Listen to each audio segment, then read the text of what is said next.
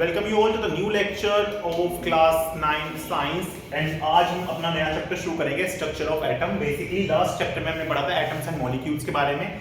अब वही जो एटम है ना, अब इसी एटम को हमें डीपली स्टडी करना है। ठीक है, अब हमें इसे डीपली स्टडी करना है। बेसिकली उस चैप्टर में हमने क्या पढ़ा था, उस चैप्टर में हमने पढ़ा था कि डाल्टन ने कुछ पोस्टुलेट दिए हैं रिगार्डिंग द एटम, तो वो आप इस चैप्टर में देखिए। मैंने तब भी बताया था कि वो पोस्टुलेट्स आपके फेल होंगे, तो इसी चैप्टर में हम देखेंगे कि वो पोस्टुलेट हमारे कैसे फेल हो रहे हैं।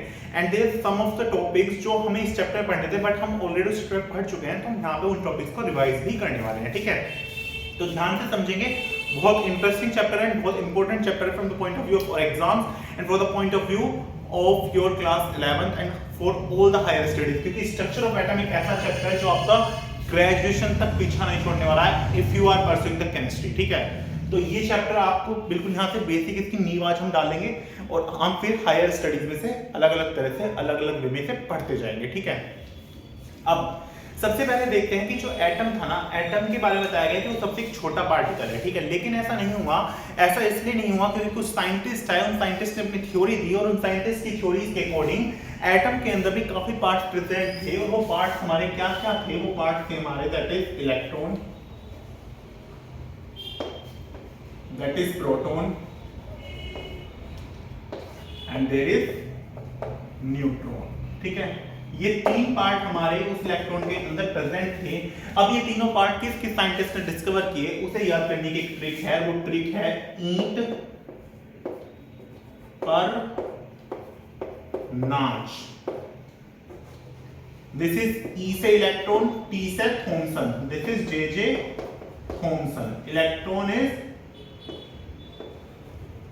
given by J.J. Thomson, पर P से प्रोटॉन और R से रदरफोर्ड, अर्नस्ट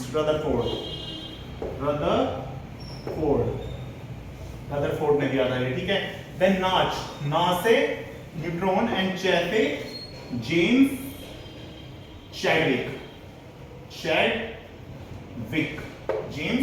ठीक है, तो ये तीन साइंटिस्ट आए, तीन साइंटिस्ट ने अपनी थ्योरी दी और उस थ्योरी के अकॉर्डिंग हमें पता लगा कि जो एटम है वो एक चार्ज पार्टिकल है जिसके अंदर चार्ज प्रेजेंट होता है। तो वहां से हमने अब आगे की चीज पढ़नी शुरू करनी है। ठीक है, तो सबसे पहले डाल्टन का एक पोस्टुलेट था that atom is the smallest particle and it is indivisible. तो वो पोस्टुलेट यहाँ पे गलत प्रूफ हुआ, वहां पे डाल्टन की थ्योरी यहाँ पे गलत प्रूफ हुई, ड्रॉबैक आ गया डाल्टन की थ्योरी का, क्योंकि एटम के अंदर तीन पार्ट और हैं। एटम सबसे स्मॉलेस्ट यूनिट नहीं है, एटम नहीं है smallest unit, because atom also contain electron, proton and neutron. ठीक है, अब सबसे पहले जो आए हमारे साइंटिस्ट थे वो थे जे.जे. थॉमसन। अब जे.जे. थॉमसन ने हमें क्या बताया, जे.जे. थॉमसन ने हमें दिया Thompson model of atom, Thompson model of atom, ये हमें जे.जे. थॉमसन ने दिया। अब थॉमसन मॉडल ऑफ एटम क्या था जो जे.जे. थॉमसन ने दिया, वो समझते हैं। Basically have you ever seen watermelon? Watermelon सबने देखा है, तो हम इसे वाटरमेलन से ही कंपेयर करेंगे। ये हमारा वाटरमेलन है, सपोज करो ये वाटरमेलन का हमने काट दिया वाटरमेलन को बीच से, ये ग्रीन पार्ट है जो बाहर का कवर है, ये वो है covering, and this is the edible part. अब एडिबल पार्ट कैसा होता है पता है ना, रेड कलर का, मेरे पास से पिंक चौक है तो मैं इस पे कर रहा हूं। तो this is the edible part, तो ये एडिबल पार्ट हमने बना दिया। अब इसमें क्या होता है, बीज दिखते हैं ना, बीज होते हैं, ये हमने बीज बना दिए, ये बीज है।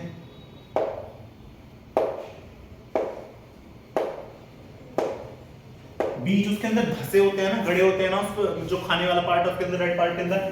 तो वही इन्होंने कहा था, जो थॉमसन का मॉडल एटम था, थॉमसन ने अपने मॉडल ऑफ एटम को इसी के साथ वाटरमेलन के साथ कंपेयर किया, क्रिसमस पुडिंग के साथ कंपेयर कर लो, बट हम वाटरमेलन के लेंगे कंपैरिजन। इन्होंने उसे कंपेयर किया एंड कहा, सॉरी, थॉमसन ने तो अपने मॉडल को क्रिसमस पुडिंग के साथ कंपेयर किया था, but we also took it as an watermelon. ठीक है, तो वाटरमेलन की समझेंगे तो यहाँ पे उन्होंने क्या कंपैरिजन किया, उन्होंने कहा कि जो रेड वाला पार्ट है, this red edible part is positive charge sphere. ये पॉजिटिव चार्ज है, पूरा पार्ट पॉजिटिव चार्ज है, and these seeds are considered to be electrons।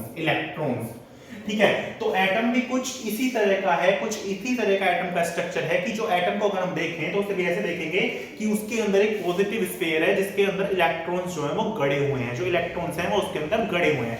तो जो डैल्टन थॉमसन ने अपने मॉडल से प्रपोज किया वो यही किया कि atom is a whole and it is a positively sphere part जिसके अंदर जो इलेक्ट्रॉन्स हैं वो एम्बेडेड है, इलेक्ट्रॉन्स गड़े हुए हैं उसके अंदर, ठीक है। एंड दूसरी चीज ये दिखाई उन्होंने कि जो एडिबल पार्ट है, the positive part magnitude is equal to negative part magnitude, ठीक है। जो उसका पॉजिटिव पार्ट था और नेगेटिव पार्ट था, दोनों का मैग्नीट्यूड एक दूसरे के इक्वल है। अगर दोनों का मैग्नीट्यूड एक दूसरे के इक्वल है तो जो एटम है ना पूरा एज अ होल, अगर मैं पूरे एटम की बात करूं तो वो इलेक्ट्रिकली न्यूट्रल हो जाएगा। जो एटम है वो हमारा इलेक्ट्रिकली न्यूट्रल हो जाएगा, ठीक है। तो ये तो हमारे थॉमसन ने अपने मॉडल के बारे में बता दिया, लेकिन अब फर्दर जो साइंटिस्ट आगे आए वो इस बात से पूरी तरह सेटिस्फाई नहीं थे, क्योंकि जो उन्होंने एक्सपेरिमेंट किए उनके एक्सपेरिमेंट इस मॉडल के रिजल्ट के साथ जस्टिफाई नहीं कर पा रहे थे इस चीज को, ठीक है। वो सेटिस्फाई नहीं हो पा रहे थे, तो उन्होंने अपने और अलग मॉडल्स दिए। पहले इसका स्क्रीनशॉट लो या लिखो जल्दी से, उसके बाद हम नेक्स्ट मॉडल पढ़ेंगे अपना, ठीक है। करो से नोट 3 2 1 स्क्रीनशॉट डन। अब जो नेक्स्ट हम पढ़ेंगे वो पढ़ेंगे रदरफोर्ड मॉडल ऑफ एटम।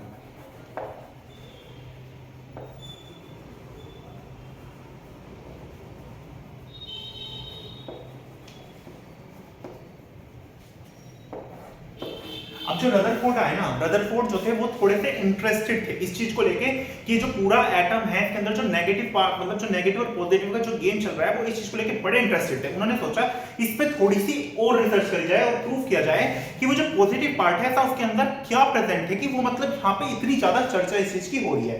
तो यहाँ से प्रोटॉन का जन्म होगा, ठीक है। देखते हैं प्रोटॉन का जन्म कैसे हुआ।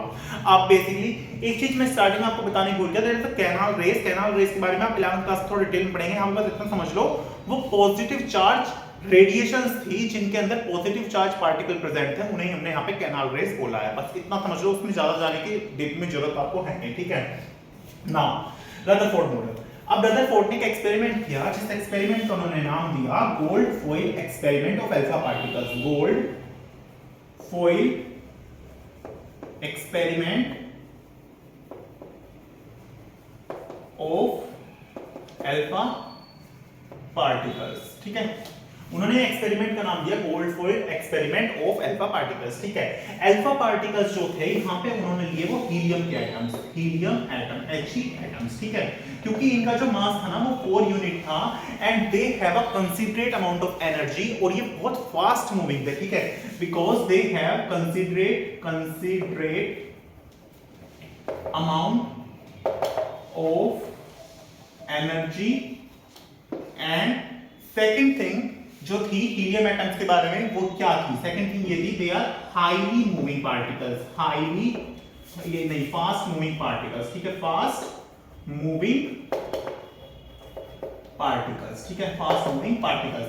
अब इन्होंने यहाँ पे गोल्ड फॉइल ही क्यों दी? गोल्ड फॉइल लेने का जो रीजन था वो ये था because gold is the most ductile and the most malleable metal. मतलब गोल्ड की जो शीट है ना उससे आप गोल्ड की शीट को आप बहुत ज्यादा थिन बीट कर सकते हैं, बहुत ज्यादा थिन, मतलब बहुत ज्यादा पतली होती है because of its thinness, because of its thinness. अब ये जो गोल्ड की फॉइल ली गई थी ना, जो गोल्ड की शीट ली गई थी वो गोल्ड की शीट ऐसी थी कि उसके अंदर से 1000 एटम आ सकते हैं। It is thick as to carry only 1000 atoms. 1000 atom का मतलब समझ रहे हो? हमने उस दिन पढ़ा था कि जो एटम्स की रेडियस होती है वो नैनो स्केल में होती है। दैट मींस एक एटम की जो रेडियस है, एक एटम की जो रेडियस है वो कितनी है 10 की पावर -9 मीटर। तो 1000 एटम की कितनी हो जाएगी? 1000 की हो जाएगी 10 की पावर -9 into 10 की पावर 3, दैट मींस 10 की पावर -6 मीटर। और 10 की पावर -6 मीटर का मतलब समझ रहे हो? 1 मिलीमीटर का भी थर्ड पार्ट, मतलब 1 मिलीमीटर से भी 3 गुना कम, ठीक है। तो उस तरह की इतनी पतला है गोल्ड फॉइल। अब इसे लेने का कारण ये था कि जो हम अल्फा पार्टिकल्स का उसके ऊपर बॉम्बार्ड कराएंगे, जो अल्फा पार्टिकल उसके ऊपर बॉम्बार्ड कराएंगे इलेक्ट्रॉन गन से, जो भी उन्होंने कराया था, तो ये उससे मतलब डिफ्लेक्ट हो जाएंगे। मतलब जैसे ही ये गोल्ड फॉइल पे जाकर टकराएंगे ये डिफ्लेक्ट होके वापस आएंगे। डिफ्लेक्ट का मतलब समझ रहे हो, जैसे ये कोई चीज है और यहाँ पे मैंने ये बॉम्बार्ड कराया, अब मैं एक्सपेरिमेंट से समझाऊंगा डिफ्लेक्ट का मतलब। हुआ क्या था बेसिकली, ये गोल्ड फॉइल लगाई गई, ठीक है, ये गोल्ड फॉइल लगाई गई, तो मैंने बहुत ज्यादा बना दिए, एंड यहाँ से ये इलेक्ट्रॉन इस पे छोड़े गए, ये अल्फा पार्टिकल यहाँ पे छोड़े गए, ये अल्फा पार्टिकल छोड़ दिए गए। अब उनकी असम्पशन क्या थी, उन्होंने ये सोचा था, ये वो मान के चल रहे थे कि होगा क्या ना, कि ये जो सारे पार्टिकल हैं ये इधर भाग जाएगा, ये इधर भाग जाएगा, इधर भाग जाएगा, ये ऐसे ऐसे ऐसे ये सब निकल के भाग जाएंगे। बट ऐसा हुआ कुछ भी नहीं, there is nothing happen like this, ऐसा कुछ नहीं हुआ, बल्कि हुआ बिल्कुल उल्टा।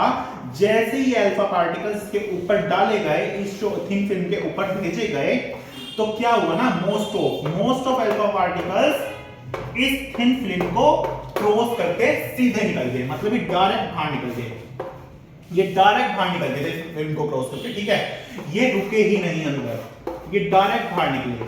और कुछ ऐसे थे, कुछ ऐसे पार्टिकल थे, वो अपने जिस पाथ पे आए थे, मैं पिंक से उन्हें ड्रॉ कर रहा हूं, जैसे ये वाला पार्टिकल है, ये इस पाथ पे आया, इस पाथ पे आया, और ये वापस यहां से इसी पाथ पे वापस मुड़ गया, मतलब 180 डिग्री पे ही डिफ्लेक्ट हो गया। लेकिन फ्यू, बहुत कम गिने चुने ऐसे थे जो बहुत स्मॉल एंगल पे डिफ्लेक्ट हुए, जैसे ये वाला, अगर मैं कहूं ये वाला बस यहां से यहां डिफ्लेक्ट हो गया, ये यहां पे डिफ्लेक्ट हो गया, ये यहां पे डिफ्लेक्ट हो गया, मतलब बहुत ऐसा मेजर डिफ्लेक्शन देखने को नहीं मिला था, ठीक है। तो वो चीज यहां पे समझनी पड़ेगी कि बहुत ज्यादा मेजर डिफ्लेक्शन नहीं था, बहुत कम डिफ्लेक्शन था, और बहुत कम एटम्स का, बहुत कम अल्फा पार्टिकल्स का डिफ्लेक्शन देखने को मिला था।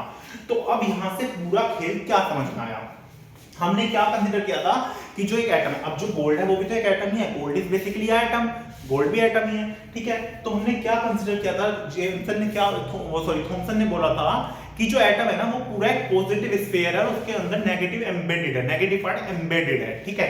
बट ऐसा नहीं हुआ, क्योंकि अगर ऐसा होता, alpha particles are also positively charge, ठीक है, and positive will repel each other. अगर ऐसा होता तो जितने भी अल्फा पार्टिकल गए थे पास होते ही नहीं, बल्कि जहां से आए थे उनकी फोर्स ऑफ अट्रैक्शन से और अपनी फोर्स ऑफ अट्रैक्शन से डिफ्लेक्ट हो जाते, बट ये नहीं हुआ। इसका मतलब हम यहां से क्या निकालते हैं, कंक्लूजन हमें आया कि the whole is not, the whole atom is not positive sphere, मतलब पूरा जो एटम है ना वो पॉजिटिवली चार्ज है ही नहीं, पूरा एटम जो है पॉजिटिवली चार्ज नहीं है, उसका बहुत छोटा हिस्सा है जो पॉजिटिवली चार्ज है, क्योंकि कुछ एटम्स जो थे, कुछ अल्फा पार्टिकल्स होते हैं वो डिफ्लेक्ट हुए, और वो डिफ्लेक्ट इसी कारण हुए क्योंकि उनके रास्ते में सामने पॉजिटिव चार्ज पार्टिकल यानी कि प्रोटॉन आ गए थे, और प्रोटॉन ने अपने फोर्स ऑफ अट्रैक्शन से और उनके फोर्स ऑफ अट्रैक्शन ने एक दूसरे को डिफ्लेक्ट कर दिया, इसलिए वो डिफ्लेक्ट हुए। बट मेजर पार्ट जो था वो एटम्स का जो था वो पॉजिटिव चार्ज नहीं था, इसलिए हम कह सकते हैं, अब इस पूरे को नाम दिया गया है न्यूक्लियस, जो एटम का पूरा हिस्सा था ना उसे नाम दिया गया न्यूक्लियस, नाम दिया गया न्यूक्लियस, ठीक है, न्यूक्लियस। अब न्यूक्लियस क्या था, जहां पे whole mass and charge of atom is concentrated, ठीक है, जहां पे पूरे जो एटम है ना उसका मास और चार्ज कंसंट्रेट होगा, उस पार्ट को नाम दिया गया न्यूक्लियस। तो इतनी चीज समझ में आई, यही सब इसके बारे में रदरफोर्ड ने बताया था, रदरफोर्ड ने जो पूरा कुछ बताया था वो मैंने आपको बता दिया है, ठीक है। यही आप अगर रदरफोर्ड मॉडल ऑफ एटम आपका एग्जाम में पूछा जाएगा, अगर आपको एक्सप्लेन करने के लिए बोलते हैं तो 4 नंबर में आएगा, you have to write everything that, कि उसमें गोल्ड फॉइल ली गई थी, टू अल्फा एक्सपेरिमेंट था, अल्फा पार्टिकल्स जो हीलियम एटम्स थे जिनका मास जो था 4 यूनिट था, देन बिकॉज़ क्योंकि अमाउंट ऑफ एनर्जी कंसिडरेट थी, और फास्ट मूविंग पार्टिकल्स थे to cross this barrier, and ये थिकनेस की वजह से लिया गया था, 1000 एटम्स की जितनी थिकनेस थी, ये सब आप लिख के आएंगे उसके अंदर, एंड ये डायग्राम आप बनाएंगे एंड पूरा अच्छे से शो करेंगे। तो ये था आपका रदरफोर्ड का मॉडल ऑफ एटम, ठीक है।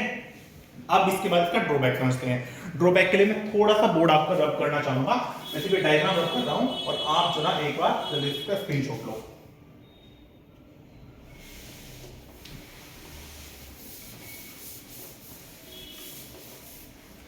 अब इस मॉडल के अकॉर्डिंग क्या था ना, इस मॉडल के अकॉर्डिंग ये था कि ये हमारा एक न्यूक्लियस है, ये न्यूक्लियस है जिसके अंदर पॉजिटिव चार्ज, मतलब जो इसका चार्ज पार्टिकल है, जो जितना कुछ भी है, जो पॉजिटिव चार्ज है, जो भी सब है वो इसके अंदर कंसंट्रेट है, और जो इलेक्ट्रॉन्स है इसके चारों तरफ मूव कर रहे हैं, ठीक है, ये इसके चारों तरफ ऐसे मूव कर रहे हैं। अब कोई भी चीज अगर चारों तरफ मूव करती है, चारों तरफ मूव करती है, जो इलेक्ट्रॉन्स है ना वो हाईली अनस्टेबल दिखाए गए हैं इस एक्सपेरिमेंट के थ्रू, बट ऐसा नहीं है, तो हमें पढ़ा है कि एटम्स आर क्वाइट स्टेबल, ठीक है। तो ये अगर मूव कर रहे हैं, सपोज करो ये इलेक्ट्रॉन है, ये मूव कर रहा है, तो it has some acceleration, you have studied the circular acceleration, ये सब पढ़ा है, यूनिफॉर्म सर्कुलर एक्सेलरेशन। तो अगर कोई चीज गोल गोल मूव कर रही है, अगर मैं वो देखा है ना ऐसे, मतलब घुमाने वाला, अगर मैं ऐसे घुमाता रहूं, एक पॉइंट पे क्या होगा, उसकी एनर्जी खत्म हो गई, मैं उसे छोड़ूंगा तो दूर जाके गिरेगा। तो वही चीज यहाँ पे होगी कि जो ये इलेक्ट्रॉन है ना, ये मूव कर रहा है, but at some point of time it loses its energy, ये अपनी एनर्जी खो देगा और ये जाके न्यूक्लियस में गिर जाएगा, अब जब ये जाके न्यूक्लियस के अंदर गिरेगा, तो न्यूक्लियस के अंदर गिरते इसके अंदर क्या हो जाएगा, जो एटम है ना पूरा जो एटम है वो अनस्टेबल हो जाएगा, जो कि एक ड्रॉबैक है, मेजर ड्रॉबैक है इस रदरफोर्ड मॉडल का, ठीक है। बस इसके बाद आएंगे बोर मॉडल ऑफ एटम, वो हम पढ़ेंगे नेक्स्ट लेक्चर पे, ठीक है, वो थोड़ा और इंपॉर्टेंट है, वो इन सब के ऊपर आए थे, ठीक है, नील बोर साइंटिस्ट, बहुत इंपॉर्टेंट है वो, तो इसका screenshot low. And I hope आपको ये पसंद आया हो लेक्चर, तो वीडियो को लाइक कीजिए, फ्रेंड्स के साथ शेयर कीजिए और चैनल को सब्सक्राइब कीजिए। मिलते हैं नेक्स्ट लेक्चर में, थैंक यू वेरी मच।